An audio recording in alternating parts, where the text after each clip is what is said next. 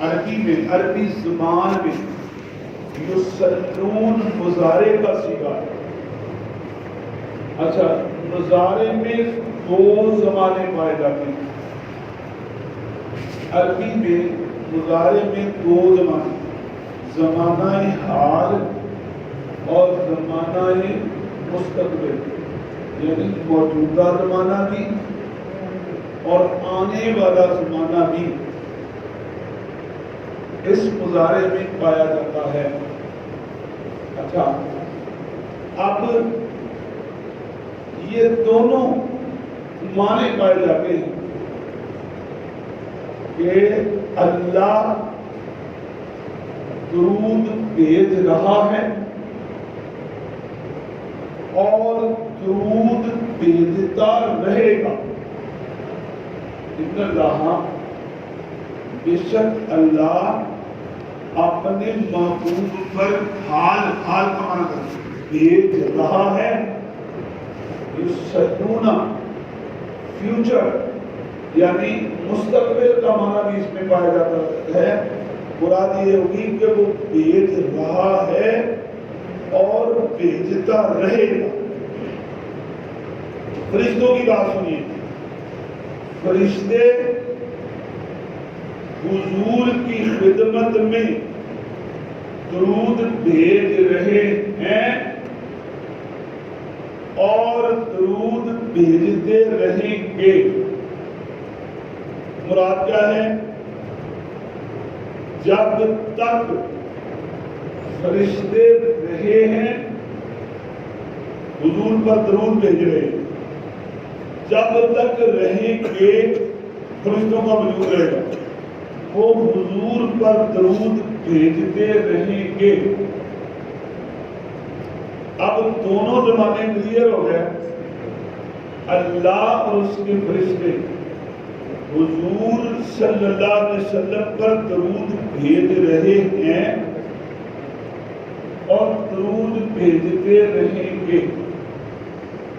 یہ دونوں زمانے یصلون میں شامل کر کے حکم فرما دیا۔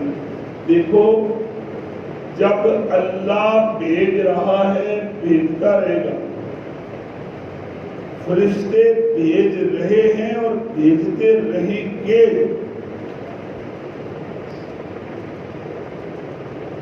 یا ایھا الذین آمنوا، اب ایمان والو، یہ تو کام ہو رہا ہے، ہوتا رہے گا۔ اب حکم آ گیا ایمان والو، ایمان والو تم بھی میرے محبوب پر درود بھی بھیجو اور سلام بھی بھیجو۔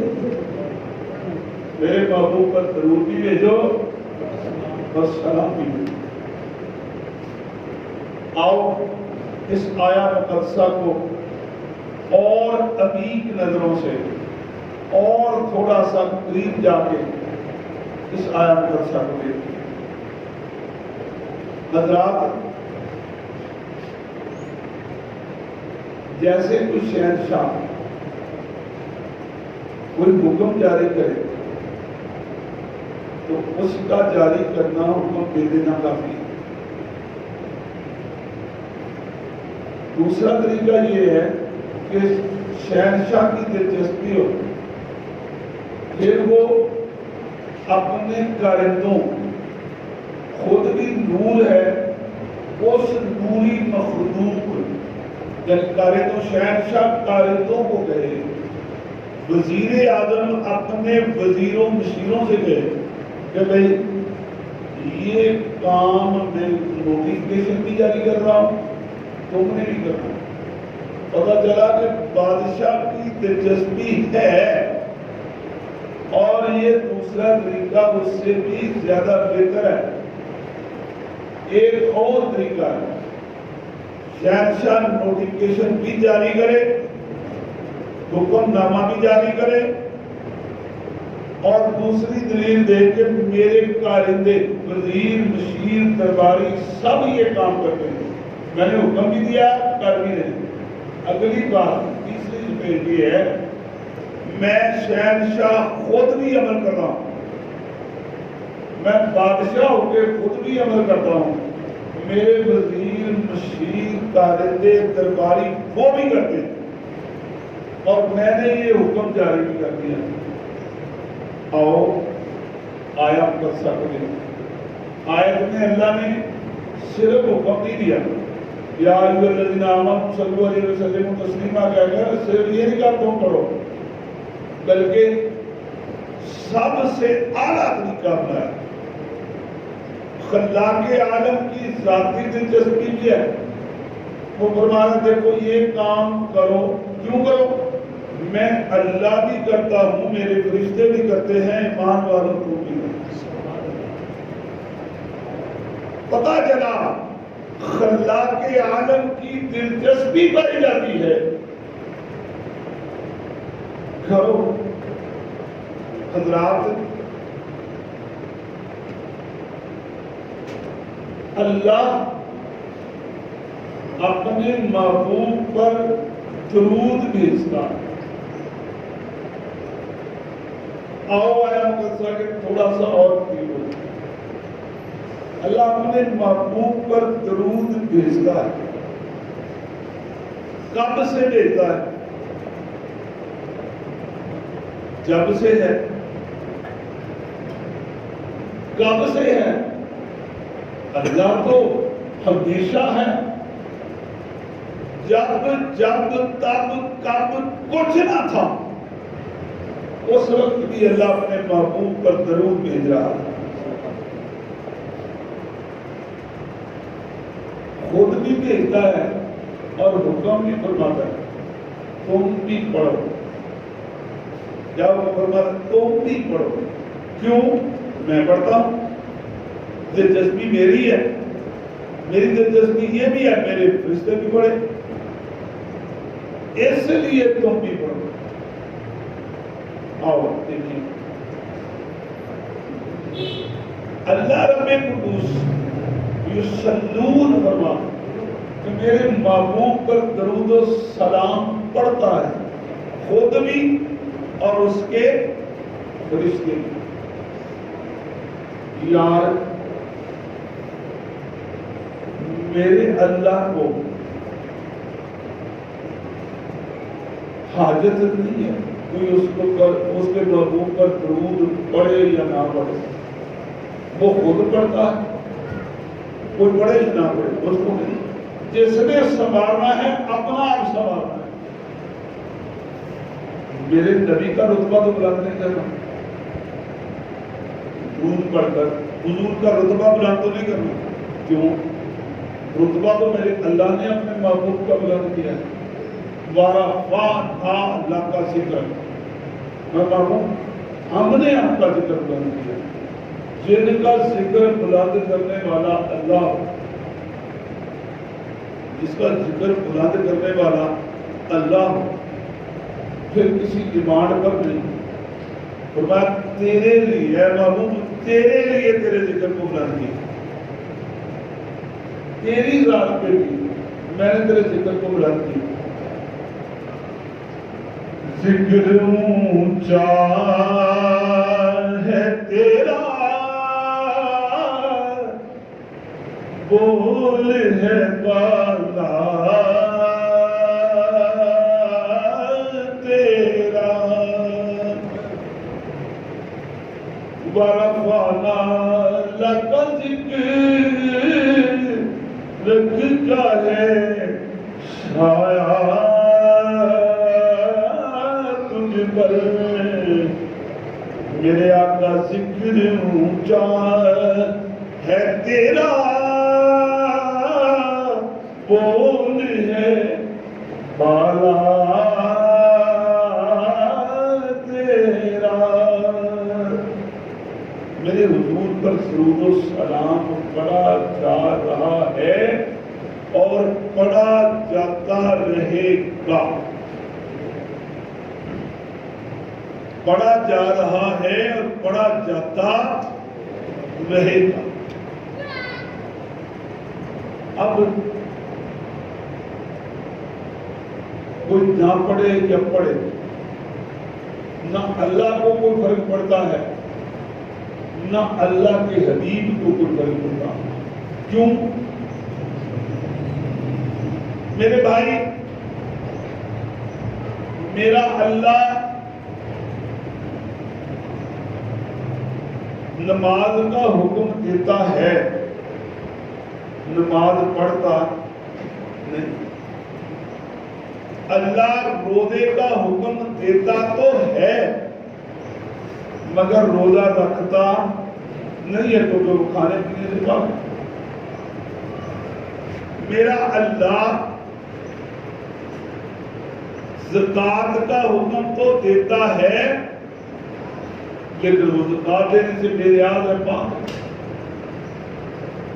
میرا اللہ حج کا حکم تو دیتا ہے لیکن وہ حج کرنے سے پاک ہے. ارکان اسلام میں سے کوئی رکن دیکھ لے، اللہ حکم فرماتا ہے ایسا کرو. فقط درود و سلام ایک ایسی نعمت ہے جو اللہ صرف حکم نہیں دیتا.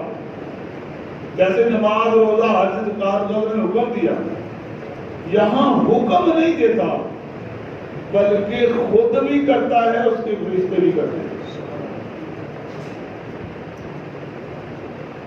اچھا، جب درود کی نسبت اللہ کی طرف ہو تو مراد کیا ہوتا ہے؟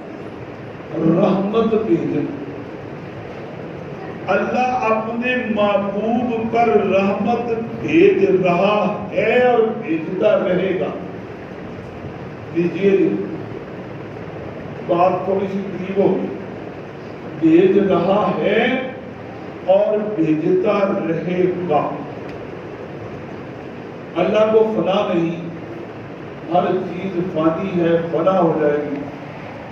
اللہ کی ذات باقی ہے. تو پھر پتہ چلا سارے ذکر بند ہو جائیں گے جب پوری کائنات فنا ہو جائے گی، صرف اللہ کی ذات باقی ہوگی. میرے بھائیوں، اللہ کے ذاکرین وفات پا جائیں گے، کوئی باقی نہ رہے گا سوا تیری رب کی ذات کے. تو سارے ذکر بند ہو جائیں گے، درود و سلام بند نہیں ہوگا. یہ وہ نعمت ہے کہ اللہ کر رہا ہے. اللہ اپنے محبوب پر رحمتیں بھیج رہا ہے اور بھیجتا رہے گا. ذکر خدا بند ہو جائے گا لیکن ذکر مصطفیٰ بند نہیں ہوگا. جو ذکر مصطفیٰ کے لیے خلاق عالم کافی ہے. اللہ رب قدوس نے زمین و آسمان بنائے. زمین و آسمان کی ہر چیز اللہ کی تسبیح پڑھتی ہے،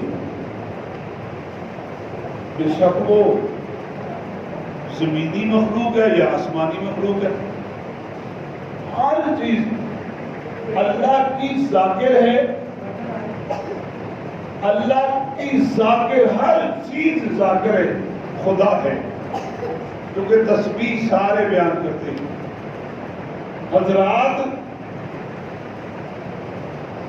یہ ذاکرین، یہ انسان، یہ مسلمان، یہ بندہ مومن، میرے آقا پہ درود و سلام پڑھنے والا، میرے حضور کو حاجت نہیں ہے. جس طرح میرے رب کو کسی کے ذکر کی حاجت نہیں ہے، وہ رب کا ذکر کرے یا نہ کرے، اس کی شان میں کوئی فرق نہیں پڑتا. اللہ تو اللہ ہے، پھر اللہ ہی رہے گا، خواہ کوئی اس کا ذکر کرے یا نہ کرے. وہ تو رب ہے، وہ پروردگار ہے، وہ اللہ ہے، وہ اللہ ہی رہے گا. کوئی اس کی شان بڑھا نہیں سکتا میرے رب کی، جتنے بھی ذاکرین ذکر کرتے رہے. حضرات، میرے آقا کی ثناخوانی یہ کر کے مت کوئی یہ خیال کرے کہ ہم حضور کی نعت پڑھ کے، حضور پر درود و سلام بھیج کے حضور کا رتبہ بلند کر رہے ہیں. ایسا نہیں ہے. ایسا نہیں ہے، میرے حضور اپنے رب کے ذاکر ہیں، رب کو کسی ذکر کی حاجت نہیں ہے، کیونکہ اس کے محبوب احمد ہیں جنہوں نے اپنے رب کی سب سے زیادہ تعریف کی ہے۔ کوئی کرے یا نہ کرے، حضور میرے رب کے ذاکر ہیں۔